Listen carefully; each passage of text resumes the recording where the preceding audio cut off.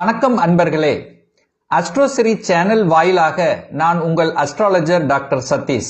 மகர ராசி அன்பர்களே, இந்த செப்டம்பர் மாதம் எப்படி இருக்கும், என்ன மாதிரியான பலன்கள், என்ன மாதிரியான குட் நியூஸ், நல்ல செய்திகளை கொடுக்க போகுது அப்படின்னு பார்க்கும்போது செவ்வாயால நல்ல விஷயங்கள் நடக்கும்.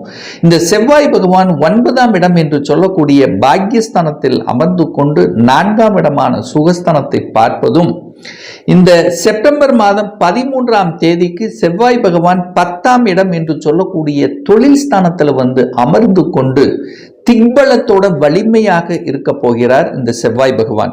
அதுவும் குருவினுடைய பார்வை பெற்றிருக்கிறதும் கூடுதல் சிறப்பு. செவ்வாய் யாரு உங்களுக்கு அப்படின்னா 4க்குரியவன், சுகத்தை தரக்கூடியவன், அதே சமயத்தில் லாபத்தை தரக்கூடியவன் செவ்வாய் இந்த மாதம் அற்புதமாக இருக்க போகுது. அப்போ கடந்த ஒரு 2-3 மாதங்களாகவே அந்த சுகம் நன்றாக இல்லை. 4ஆம் அதிபதியான செவ்வாய் நீச்ச தன்மையில் இருந்தார். கேதுவோட சேர்ந்து 8ஆம் இடமான அட்டமஸ்தானத்தில் இருந்தார். அப்போ செவ்வாயால நன்மை நடக்கவில்லை. உறவுகள் ரீதியிலும் ஒரு பெரிய ஒரு அன்னோனியத்தை கொடுக்கல. சண்டை சச்சரவாக இருந்தது. எரிச்சல் ஊட்டக்கூடிய தன்மை, கோபப்படக்கூடிய தன்மை, ஆக்ரோஷம் கொடுக்கக்கூடிய தன்மை இருந்தது. உங்களுடைய சுகத்திலும் ஒரு நல்ல ஒரு தீர்வு இல்லை. சுகம் சார்ந்த விஷயத்தில் பிரச்சனை, தாய்க்கு பிரச்சனை, தாய் நலத்துல பிரச்சனை, தாயோட கருத்து வேறுபாடு. ஸோ இந்த மாதிரி நிறைய லாபம் கிடைக்கல. லாபம் என்னதான் உழைச்சாலும் உழைப்புக்கு ஏற்ற ஊதியம் கிடைக்கல. ஸோ இந்த மாதிரியான தன்மைகளை சொல்லிக்கொண்டே போகலாம். இப்போ இந்த செப்டம்பர் மாதம் அத்தனை விதத்திலும் நன்மை கொடுக்கக்கூடிய ஒரு நல்ல காலம். அதாவது சுகம் நன்றாக இருக்க போகிறது. சுகம் அப்படின்னு என்ன? 4ஆம் இடம், வீடு வண்டி வாகனம் வாங்கக்கூடிய யோகம். நிறைய ரிப்பேர் ஆயிருக்கும், பழுதாயிருக்கும், வாகனம் இருந்திருந்தாலும் ஏதாவது ஒரு செலவு வைத்திருந்திருக்கும். ஸோ இதெல்லாமே சரியாகக்கூடிய புதிய வாகனத்தை வாங்கக்கூடிய யோகம், நிலம் சார்ந்த விஷயத்தில் அனுகூலம், ஆதாயம் கிடைக்கக்கூடிய ஒரு அற்புதமான ஒரு காலகட்டம். இந்த செப்டம்பர் மாதம் 13க்கு அப்புறம் செவ்வாய் பகவான் 10ஆம் இடத்தில் திக்பலத்தோட வலிமையா இருந்து குருவினுடைய பார்வை பெற்றிருக்கக்கூடிய இந்த காலகட்டத்தில் செவ்வாயால் அனுகூலம், நிலத்தால் அனுகூலம், கட்டிடங்களால் அனுகூலம், ரியல் எஸ்டேட் சார்ந்த விஷயத்தில் நன்மைகள் நடக்கக்கூடிய, சீருடை அணிந்து பணியாற்றக்கூடிய துறையில் இருக்கக்கூடிய அனைவருக்கும் நல்லது நடக்கக்கூடிய, நல்ல செய்திகளை கொடுக்கக்கூடிய, இந்த ஃபாஸ்ட் ஃபுட் அப்படின்னு சொல்லுவோம் பார்த்தீங்களா? ஸோ அந்த மாதிரி துறையில் இருக்கக்கூடியவர்களுக்கும் நல்லது நடக்கக்கூடிய தன்மைகள் அப்படிங்கிறது. அதிகாரம், அட்மினிஸ்ட்ரேஷன், ஏன்னா செவ்வாய் என்னாலே அதிகாரம் அல்லவா? அதிகாரம், அட்மினிஸ்ட்ரேஷன், ஒரு சிலருக்கு ப்ரமோஷன் கிடைக்கக்கூடிய அமைப்புகள். ஸோ இந்த மாதிரி செவ்வாயால் இந்த மாதம் நல்லது நடக்கக்கூடிய ஒரு அற்புத காலகட்டமாக இந்த மகரத்துக்கு அமையும் என்று சொன்னால் அது மிகையாகாது. அடுத்து நம்மளுடைய எண்ணங்கள், செயல்கள், சிந்தனைகள் எல்லாம் நல்லதாக இருக்க போகுது. ஏன்னா யோகத்தை தரக்கூடிய சுக்கிரன் உங்கள் ராசியை பார்க்கிறார். இதுவரைக்கும் மந்தமாக, டல்லாக, சோம்பேறித்தனமாக இருந்தவர்கள் எல்லாம் இப்போ சுறுசுறுப்பாக செயல்படக்கூடிய தன்மை. சார் 7.5 சனி முடிஞ்சிருச்சு, ஆனால் இன்னும் நமக்கு அந்த ஒரு வேகம் கொடுக்கல அப்படின்னு நினைத்து கொண்டிருப்பவர்கள் இப்போ வேகம் கொடுக்கக்கூடிய அமைப்பு.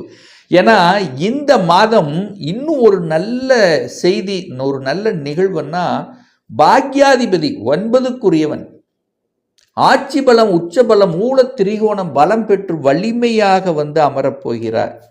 அந்த பாக்யாதிபதி புதன், 6ஆம் அதிபதி புதன், வேலை கிடைக்கும். இந்த மகர ராசி என்பவர்களுக்கு யாருக்கெல்லாம் ஒரு நல்ல வேலை கிடைக்கல, வேலை இல்லாமல் இருந்துட்டு இருக்க, வேலையை தேடிக்கொண்டிருக்க, ஸோ இந்த மாதிரி இருக்கிறவங்கெல்லாம் இந்த செப்டம்பர் 15ஆம் தேதிக்கு அப்புறம் என் நேரமும் உங்களுக்கு வேலை கிடைத்துவிடும். வேலையால் அனுகூலம், ஆதாயம் உண்டு. ஏன்னா பாக்கியம் கொடுக்கக்கூடிய அமைப்பில் இருக்கு. 9ஆம் இடத்துல வந்து வலிமை பெற்று உட்காரப் போகிறார். அதிகாரம் கிடைக்கப் போகிறது, பாக்கியம் கிடைக்கப் போகிறது. தகப்பனுக்கு இப்போ நல்லா இல்லை. 8ஆம் இடத்துல சூரியன் அமர்ந்து கொண்டு சின்ன சின்ன கருத்து வேறுபாடு, தகப்பன் ஒரு சைடு, நீங்கள் ஒரு சைடு, ஒரு மாதிரியாக இருந்தவர்கள் எல்லாம் அது சரியாகக்கூடிய சந்தர்ப்ப சூழ்நிலைகள் எப்போன்னா இந்த செப்டம்பர் மாதம் 9க்கு அப்புறம்தான். அதாவது செப்டம்பர் மாதம் 15ஆம் தேதிக்கு அப்புறம் நல்லபடியாக இருக்கக்கூடிய அமைப்பு. தந்தை சார்ந்த விஷயத்தில் இருந்து வந்த பிரச்சனைகள் தீரும். ஒரு பாக பிரச்சனை, சொத்து பிரச்சனை, இந்த மாதிரியாக இருந்து கொண்டு இருக்கக்கூடிய அத்தனை மகரத்துக்கெல்லாம் செப்டம்பர் மாதம் 15க்கு அப்புறம் தீர்வு கிடைக்கும் அப்படிங்கிறது தான் அமைப்பு. அடுத்த ஒரு நல்ல நியூஸ் உங்களுக்கு சொல்லணும் அப்படின்னா, குரு 6ல் இருந்து 12 பார்க்கிறார். வெளிநாடு, வெளி மாநிலம், அந்நிய தேசம் இதற்கான முயற்சி எடுத்துக்கொண்டிருக்கின்றவர்களுக்கெல்லாம் சக்சஸ் கொடுக்கும். நான் ஒரு வேலை பார்க்கணும்னு நினைக்கிறேன் சார், வெளிநாட்டில் போய் பார்க்கணும்னு நினைக்கிறேன், அல்லது வெளி மாநிலத்தில் போய் பார்க்கணும்னு நினைக்கிறேன், அல்லது வேறு டிஸ்ட்ரிக்டில் போய் பார்க்கணும்னு நினைக்கிறேன். ஸோ இந்த மாதிரியான எண்ண ஓட்டத்தில் இருக்கக்கூடிய அத்தனை மகரத்துக்கும் பாசிட்டிவான ஒரு ரிசல்ட் கொடுக்கக்கூடிய ஒரு மாதம் இந்த செப்டம்பர் மாதம். குரு 6ல் இருந்து 12ஆம் இடத்தை பார்த்துட்டு இருக்கார். 12ஆம் இடம் வலுப்பெறுகிறது. 12ஆம் இடம் என்கிறது என்ன? ஏற்கனவே ஹெல்த்தால பிரச்சனையால ஒரு மாதிரியாக இருந்தவர்களுக்கெல்லாம் விடுதலை கொடுக்கக்கூடிய இடம் அந்த 12ஆம் இடம். அப்போ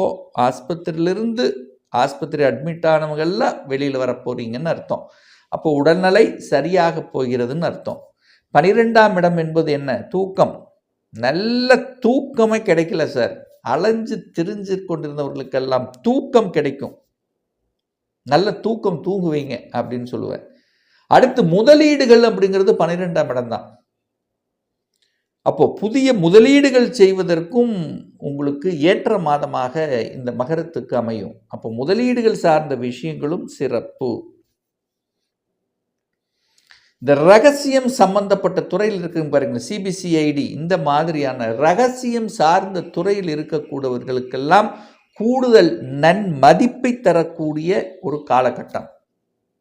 அதை சார்ந்த துறை, அதுக்குள்ள என்ட்ரி ஆகணும். ஸோ இந்த மாதிரி இருக்கிறவங்களுக்கு எல்லாமே நல்லது நடக்கக்கூடிய ஒரு காலகட்டம் ஆக இந்த மகரத்துக்கு அமையும். சார் பொருளாதாரம் எப்படி இருக்கும் சார் அப்படின்னு கேள்வி கேட்டிங்கன்னு வச்சுங்களேன். 2ஆம் இடத்தில் ராகு இருக்கு. பிரம்மாண்டமான திங்கிங் இருக்கும், பிரம்மாண்டமான பொருளை சேர்க்கணும் என்கின்ற ஆர்வங்கள் மிகுதியாக இருக்கும். கண்டிப்பாக உண்டு. பொருளாதாரத்துக்கு தடை என்பது மகரத்துக்கு நிச்சயமாக இல்லை. ஏன் இல்லை அப்படின்னா, குரு தான் தனக்காரக கிரகம். தனஸ்தானத்தை பார்த்துட்டே இருக்கார்.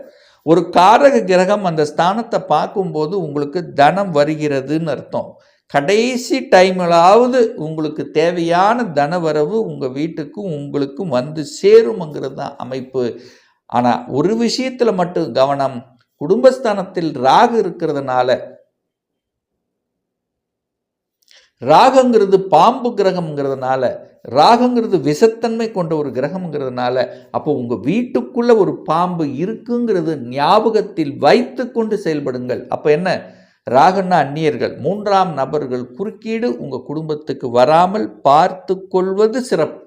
இல்லைன்னா என்ன ஆகும், தூண்டி விட்டுருவாங்க. குடும்பத்துக்குள்ளே ஒரு பிரச்சனை கிளப்பி விட்டு அப்புறம் உங்களுக்கு எங்கேயாவது ஒன்று மனசில் ஒரு நெகட்டிவை கொடுத்து அப்புறம் ஒரு கருத்து வேற்றுமை ஏற்படுத்தி தேவையில்லாத ஒரு சின்ன விஷயத்துக்காக சண்டை இட்டுக்கொண்டு அப்புறம் நீங்கள் கிழக்க அவங்க மேக்க, அதாவது எதிர் திசையில் பயணிக்கக்கூடிய தன்மையை உருவாக்கிறோம்.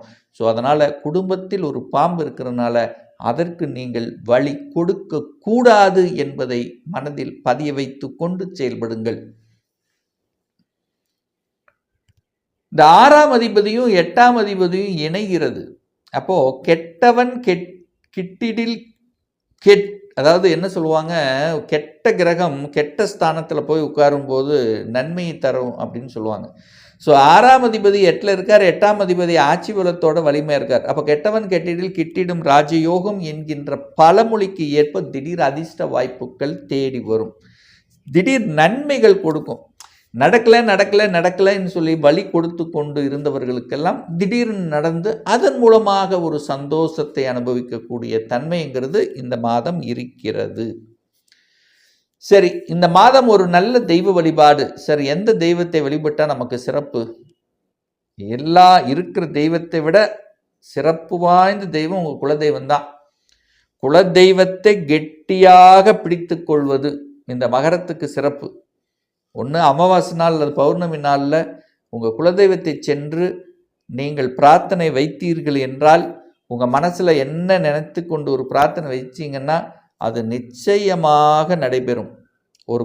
தொடர்ந்து ஒரு 3-4 மாதங்கள் உங்கள் குலதெய்வத்தை சென்று வழிபாடு எடுத்து கொண்டீர்கள் என்றால் நிச்சயமாக உங்கள் முன்னோர்களினுடைய ஆசீர்வாதம் உங்களுக்கு பரிபூர்ணமாக கிடைக்கும். ஸோ இதில் எந்த மாற்று கருத்து இல்லை. அப்போ குலதெய்வ வழிபாடு இந்த செப்டம்பர் மாதம் இந்த மகரத்துக்கு ஏற்றது அப்படிங்கிறத மனசில் வைத்துக்கொண்டு செயல்படுங்கள்.